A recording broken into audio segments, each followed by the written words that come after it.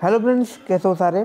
मैं विक्रम और आज हम बात करेंगे बायोलॉजी का एक इम्पॉर्टेंट टॉपिक है रिप्रोडक्टिव हेल्थ यानी मानव जनन। तो इससे इम्पॉर्टेंट जो क्वेश्चन बनते हैं और कुछ इम्पॉर्टेंट फैक्ट हैं तो वो हम डिस्कस करने जाएंगे आज की वीडियोस में। तो आप वीडियो के एंड तक ज़रूर बने रहिए। क्वेश्चन फर्स्ट है कि WHO यानी WHO का फुल फॉर्म बताना है। तो ये होगा गाइस वर्ल्ड हेल्थ ऑर्गेनाइजेशन यानी कि विश्व स्वास्थ्य संगठन जो कि WHO है।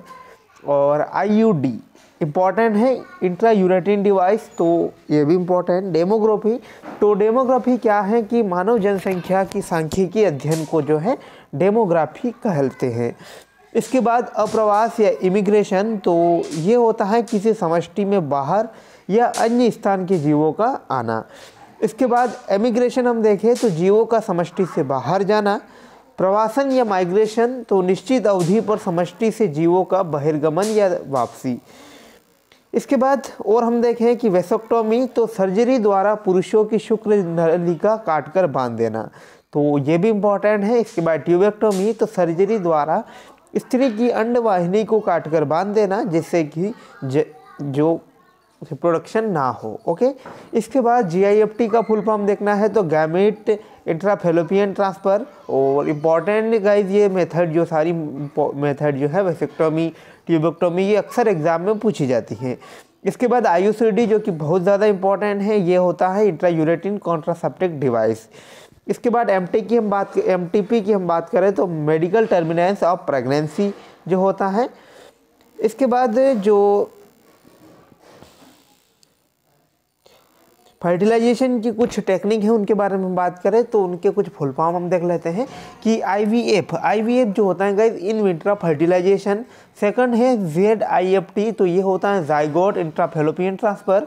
GIFT, तो ये होता है गैमेट इंट्राफेलोपियन ट्रांसफ़र। और AIT जो होता है आर्टिफिशियल इंसेमिनेशन तकनीक। इंपॉर्टेंट है ये AIT आर्टिफिशियल इंसेमिनेशन टेक्निक। और ITG होता है इंट्रा यूरेटिन इंसेमिनेशन। ओके, और ICSI ये होता है इंट्रा साइटोप्लाज्मिक स्पर्म इंजेक्शन।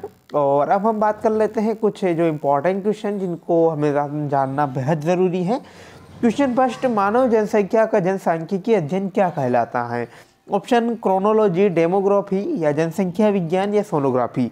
बहुत ही ज़्यादा इम्पोर्टेंट है और इसके बारे में अभी हम डिस्कस की हमने कि demography study of human population is called, तो ये रहेगा डेमोग्राफी। इंपॉर्टेंट है B आंसर इसका।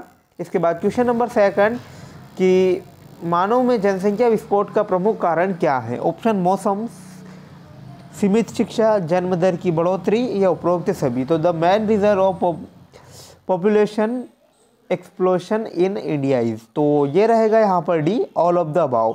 यानी कि मानव में जनसंख्या विस्फोट का प्रमुख कारण है उपरोक्त सभी, यानी कि यहाँ का मौसम, सीमित शिक्षा और जन्म दर में बढ़ोतरी जो कि जनसंख्या विस्फोट का प्रमुख कारण है।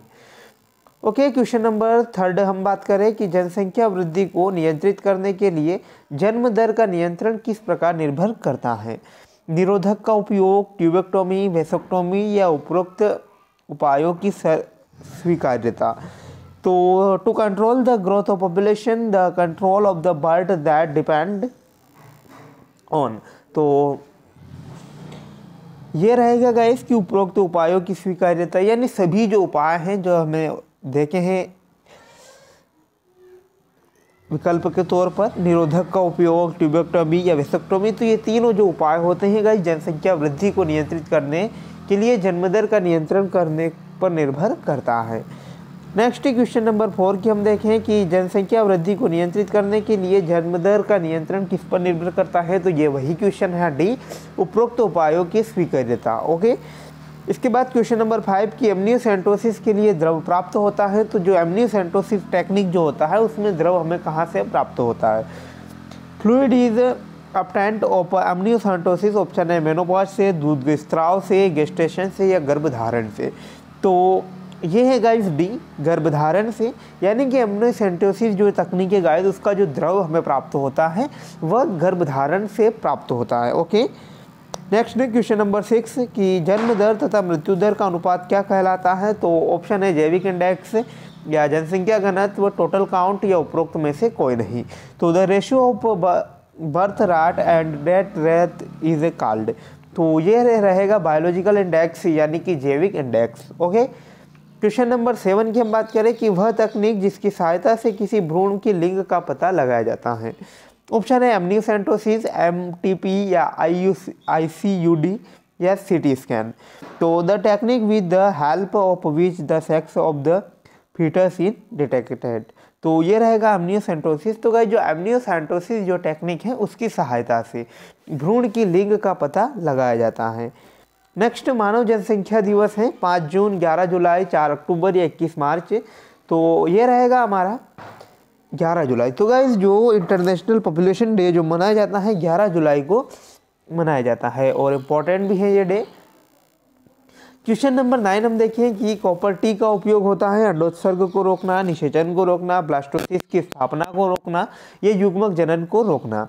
What is the use of copper T? तो ये रहेगा कि स्टॉपिंग फर्टिलाइजेशन यानी ब्लास्टोसिस नहीं, इसका रहेगा कि निषेचन को रोकना यानी कि कॉपर टी जो होता है गाइस इसका सही उपयोग जो रहता है कि निषेचन को रोकना। स्टॉपिंग फर्टिलाइजेशन जो कि मेन फंक्शन होता है कॉपर टी का। ओके, इसके बाद नेक्स्ट क्वेश्चन 10 जो हमारा है कि एमनियोसेंटोसिस का उपयोग निम्न के ज्ञात करने में किया जाता है। हृदय रोग, मस्तिष्क रोग, भ्रूण के आनुवंशिक रोग या उपरोक्त सभी। तो amniocentesis is used to find out तो genetic disease of the foetus यानी कि जो शिशु या भ्रूण होता है उसके आनुवंशिक रोग को ज्ञात करने के लिए एमनियोसेंटोसिस टेक्निक का उपयोग किया जाता है और इसकी सहायता से लिंग परीक्षण भी किया जाता है। ओके, इसके बाद नेक्स्ट निम्न में से कौन पुरुष से संबंधित है? तो IUCD या ट्यूबेक्टोमी, वेसेक्टोमी या उपरोक्त में से कोई नहीं।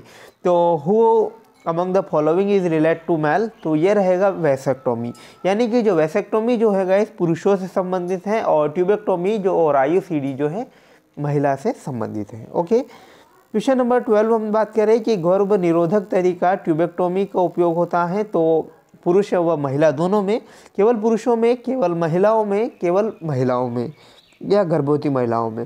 तो contraceptive method is the use of tubectomy. तो ये रहेगा गाइस सी केवल महिलाओं में। ट्यूबेक्टोमी जो होता है गाइस केवल महिलाओं में यूज़ किया जाता है जिसमें जो महिलाओं की शुक्रजनन अंडवाहिनी जो होती है उसको काट कर बांध दिया जाता है ताकि जो निषेचन हो वह न हो पाए। तो ये भी जो है कि गर्भधारण को रोकने का एक तरीका है और या हम बोल सकते हैं फर्टिलाइजेशन को रोकने का ये एक तरीका है। ओके, जीवाणु द्वारा होने वाला लैंगिक रूप से संचरणशील रोग कौन सा है? ऑप्शन है कुष्ठ, एड्स, सिल्पिस या परपिटुस। तो sexual transmit disease caused by bacteria is. तो ये रहेगा सिल्पिस यानी कि जीवाणु द्वारा होने वाला लैंगिक रूप से संचरणशील रोग जो है सिल्पिस है। ओके, इसके बाद नेक्स्ट हम बात करें कि भविष्य में किस पदार्थ का उपयोग जो है गर्भ निरोधक के रूप में किया जाता है। तो ऑप्शन है FSH, LH, टेस्टोस्टेरोन या प्रोजेस्टेरोन। तो which substance can be used to use as a male contraceptive in the future. तो ये रहेगा गाइस प्रोजेस्टेरोन। तो जो प्रोजेस्टेरोन जो हार्मोन होता है उसका उपयोग नर गर्भ निरोधक के रूप में किया जाता है। इसके बाद नेक्स्ट बात करें क्वेश्चन नंबर 15 की मुखीय गर्भ निरोधक में होता है तो प्रोजेस्टेरोन, LH, ऑक्सीटोसिन या एस्टेरॉल।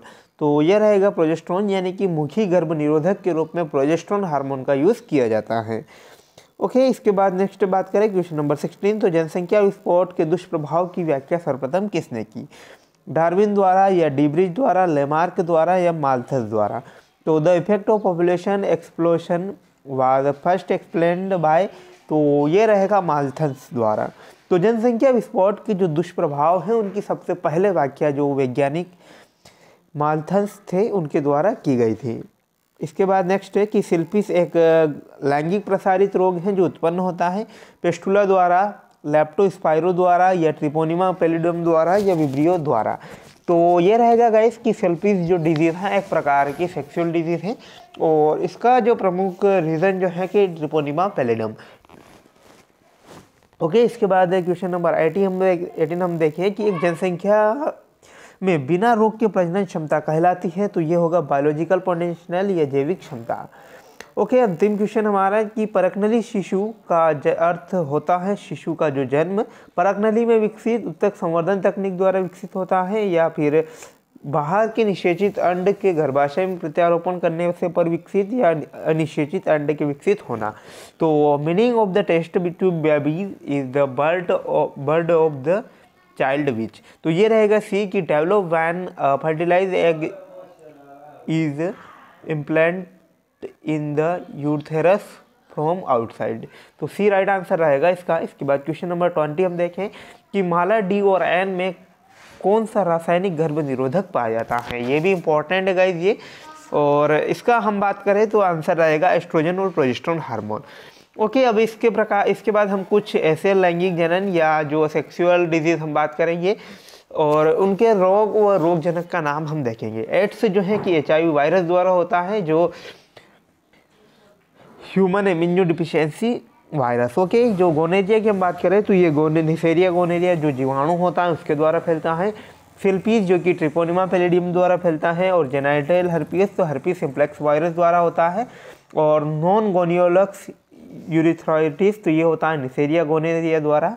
इसके बाद ट्राइकोमोनियोसिस तो ये होता है ट्राइकोमोनास वेजाइनलिस। और हेपेटाइटिस बी तो हेपेटाइटिस बी वायरस। और जेनाइटल हर्प की हम बात करें तो ह्यूमन पेलिलोमा वायरस। और क्रैनक्रॉइड तो जो होता है हीमोफिलिस ड्यू की। तो गाइस आज की वीडियो में इतना ही और मिलते हैं नई वीडियोस के साथ। तब तक धन्यवाद और आप चैनल को सब्सक्राइब कर लो ताकि कोई भी नई वीडियोस रहे तो उसे आप मिस न कर पाएँ। Thanks for watching guys.